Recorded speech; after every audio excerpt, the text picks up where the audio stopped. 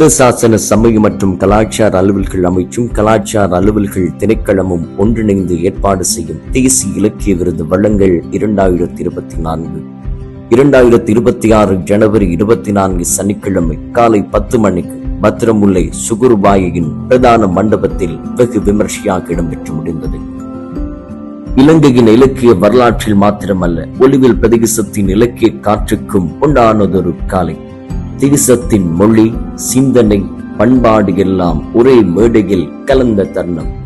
இலக்கிய துறையில் கால் பதித்த படைப்பாளிகளில் தேசிய மட்டத்தில் வெளியீட்டியவர்களை கௌரவிக்கும் ஒரு பெருமைமிகு விழா.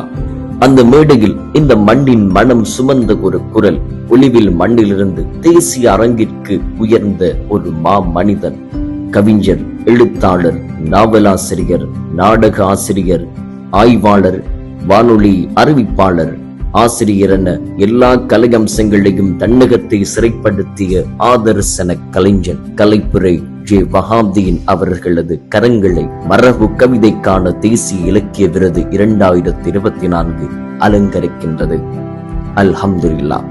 ஒலிவில் அல்ஹம்ரா மகாவித்யாலயத்தின் பிரதி அதிபர், இலங்கை வானொலி பிரயஃபமின் சந்தன காற்று நிகழ்ச்சியின் அடையாளமான குரல், தென்கிழக்கு பல்கலைக்கழகத்தின் தமிழ் கலாநிதி பட்ட ஆய்வாளர், கவிதை, நாவல், சிறுகதை, நாடகம், ஆய்வு, குறும்படம், படைப்பின் எல்லை அறியாத ஒரு படைப்பாளி, கலவுங்கட்டிகள் பெயாவி விருதை பெற்ற முதல் முஸ்லிம் எழுத்தாளர், புலைமுரசல் 2வது பெயாவி விருதும் தேசிய அங்கீகாரமும், தோராப்பாடு இந்திய திருப்பூர் இலக்கிய விருது, அவனுக்கும் சிறகுகள் உண்டு தேசிய சிறந்த சிறுகதை தொகுப்பு, வேரில்லா பூச்சியங்கள், அஷ்ரஃப் எனும் தீ, வெட்டு கற்கள், கண்ணாடி குளத்து கவிதை, வெயிலில் ஒரு வீரப்பழம், முடக்கத்தான், ஒவ்வொரு நூலும் ஒரு காலத்தின் சாட்சி, அவலக்குரல், கந்தலாடை, இலக்கிய விழிகள், திசை மாறிய பறவை பாடம்,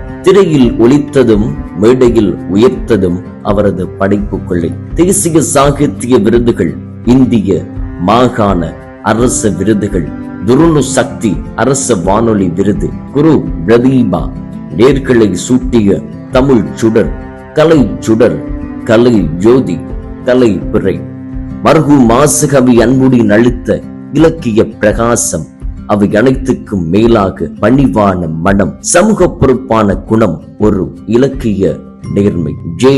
வஹாப்தீன் இலங்கை தமிழ் இலக்கியத்தில் ஒரு பெயர் அல்ல, ஓர் காலம், ஒரு தனித்துவமான அடையாளம். ஒலிவில் மண்ணிலிருந்து தேசிய இலக்கிய மேடை வரை இது ஒரு பயணம் அல்ல, இது ஒரு வரலாறு.